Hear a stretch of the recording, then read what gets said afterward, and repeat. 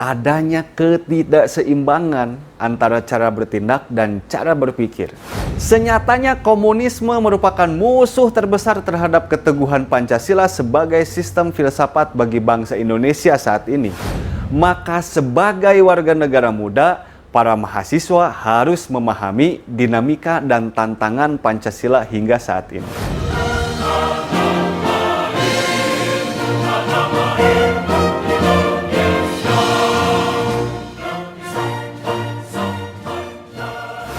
Assalamualaikum warahmatullahi wabarakatuh. Selamat pagi, salam sejahtera bagi kita semua. Para mahasiswa yang budiman, pada pertemuan sebelumnya kita telah membahas Pancasila sebagai ideologi negara. Pertemuan kali ini kita akan membahas Pancasila sebagai sistem filsafat. Uraian akan diawali dengan menjabarkan alasan diperlukannya Pancasila sebagai sistem filsafat. Selanjutnya akan diuraikan konsep Pancasila sebagai sistem filsafat, dan uraian akan diakhiri dengan uraian mengenai dinamika dan tantangan Pancasila sebagai sistem filsafat. Mari kita mulai membahas materi Pancasila sebagai sistem filsafat ini. Para mahasiswa yang budiman, bisa jadi di antara kalian ada yang bertanya, mengapa para mahasiswa harus memahami Pancasila sebagai sistem filsafat? Singkatnya, mata kuliah pendidikan Pancasila pada tingkat perguruan tinggi menuntut mahasiswa untuk berpikir kontemplatif. Artinya, mahasiswa harus memiliki kesadaran untuk melakukan perenungan terhadap peristiwa sejarah yang memunculkan pemikiran filosofis para founding father, termasuk Soekarno ketika menggagas Pancasila sebagai filosofis Grundslag atau dasar filsafat negara pada sidang BPUPKI hingga pengesahan Pancasila sebagai dasar negara pada sidang PPKI. Berangkat dari argumen di atas, tentu para mahasiswa sekalian perlu memahami bahwa Pancasila bukan hanya teks yang harus dihafal dari mulai sila ke-1 sampai sila ke-5.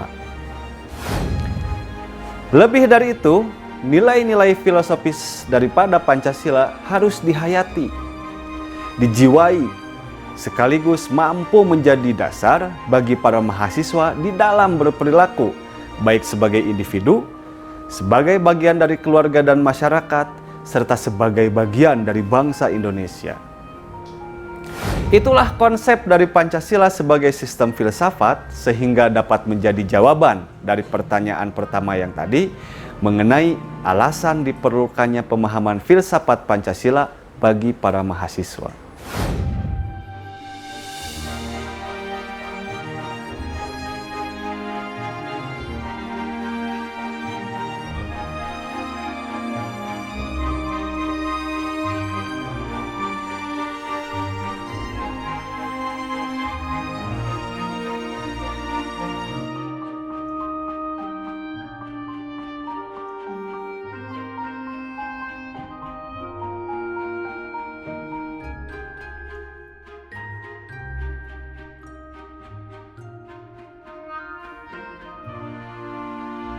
Para mahasiswa yang budiman, Voltaire pernah mengatakan, manusia mengorbankan separuh hidupnya untuk mencari uang. Sedangkan separuh waktu lainnya justru manusia mengorbankan uang untuk meraih kembali kesehatan. Artinya, banyak hal yang sia-sia dilakukan oleh manusia saat ini hanya karena manusia tidak memiliki nilai-nilai filosofis yang mendasari cara berpikir dan tindakannya. Dari ungkapan Voltaire tadi sangat jelas bahwa Pancasila sebagai sistem filsafat sangat penting untuk dipahami oleh para mahasiswa sebagai warga negara muda, agar mampu terbiasa menjadi manusia yang berjiwa luas, berpikir komprehensif, serta bertindak dengan berdasar kepada nilai-nilai filosofis Pancasila, sehingga mampu menjadi generasi yang diharapkan di masa yang akan datang.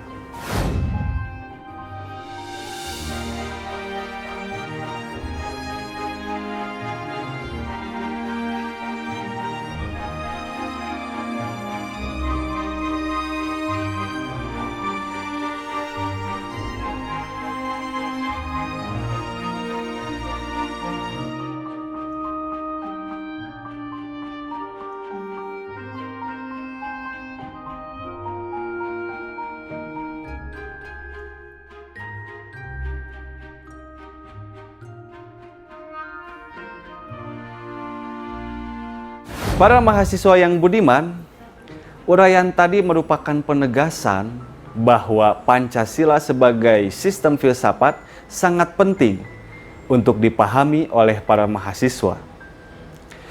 Terdapat dua istilah yang menunjukkan pentingnya kedudukan Pancasila sebagai sistem filsafat, yaitu yang pertama filosofis Grundslag dan yang kedua Weltanschauung. Filosofis Grundslag atau dasar filsafat negara lebih bersifat teoritis dan abstrak, yaitu cara berpikir dan memandang realita dengan sedalam-dalamnya untuk memperoleh kebenaran. Sementara Weltanschauung lebih mengacu kepada pandangan hidup yang bersifat praktis, serta tumbuh dan berkembang secara alamiah di dalam kehidupan masyarakat. Dari dua istilah yang tadi disebutkan, sangatlah jelas bahwa secara filosofis Pancasila melalui sila-silanya telah memberikan dasar filosofis bagi penyelenggaraan negara. Selain itu, Pancasila juga telah menjadi pandangan hidup bangsa Indonesia karena perumusan Pancasila pada sidang BPUPKI bersumber pada nilai-nilai luhur yang dijunjung oleh para nenek moyang kita terdahulu. Para mahasiswa yang budiman, oleh karena Pancasila merupakan sistem filsafat bagi penyelenggaraan negara dan pandangan hidup bagi bangsa Indonesia, maka sebagai warga negara muda, para mahasiswa harus memahami dinamika dan tantangan Pancasila hingga saat ini. Dinamika Pancasila sebagai sistem filsafat mengalami fluktuasi dari masa ke masa, dan dapat kita jumpai pada era kepemimpinan Soekarno dan Soeharto. Pada era kepemimpinan Soekarno, Pancasila sebagai sistem filsafat menekankan bahwa Pancasila merupakan filsafat asli Indonesia yang diangkat dari akulturasi budaya bangsa Indonesia. Sementara pada era Soeharto, kedudukan Pancasila sebagai sistem filsafat berkembang ke arah yang lebih praktis melalui adanya penataran P4. Dinamika yang berlangsung setidaknya melahirkan dua tantangan bagi Pancasila sebagai sistem filsafat. Yang pertama, adanya kapitalisme.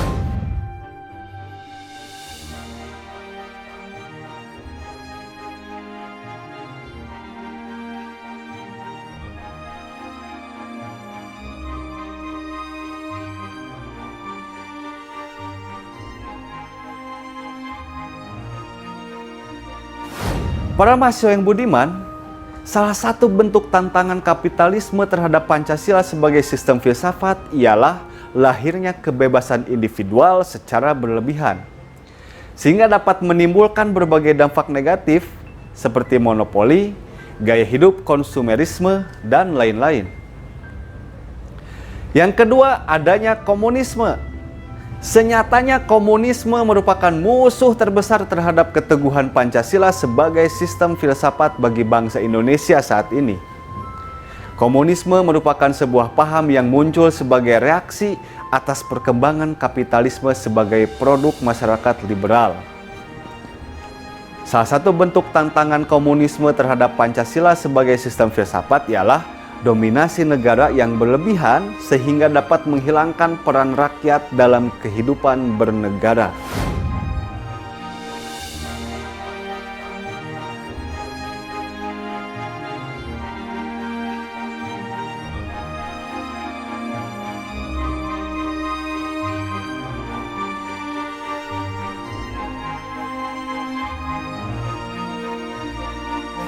Para mahasiswa yang budiman, dari semua uraian di atas, maka kita dapat memahami bahwa Pancasila sebagai sistem filsafat dapat menjadi way of life, sekaligus way of thinking bangsa Indonesia untuk menjaga keseimbangan dan konsistensi antara tindakan dan pemikiran. Sebab bahaya yang ditimbulkan kehidupan modern dewasa ini adalah adanya ketidakseimbangan antara cara bertindak dan cara berpikir, sehingga menimbulkan kerusakan lingkungan dan mental dari suatu bangsa. Para mahasiswa yang budiman, demikian perkuliahan kita kali ini. Sebelum menutup perkuliahan, simaklah kata-kata bijak berikut ini. Belajar tanpa berpikir itu tidaklah berguna, tapi berpikir tanpa belajar itu sangat berbahaya. Menurut Insinyur Soekarno. Sampai jumpa pada pertemuan yang akan datang. Wassalamualaikum warahmatullahi wabarakatuh.